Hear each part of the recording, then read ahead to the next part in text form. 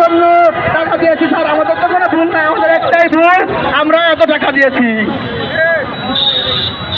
দাবি আমার একটাই, দাবি আমার একটাই।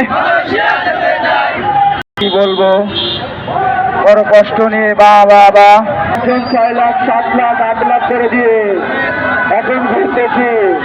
3 বছর ধরে মালয়েশিয়া যেতে পারতেছি না।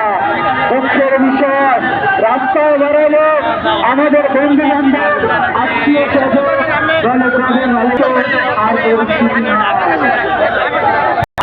দাবি আমাদের একটাই, কবে চাই মালয়েশিয়া।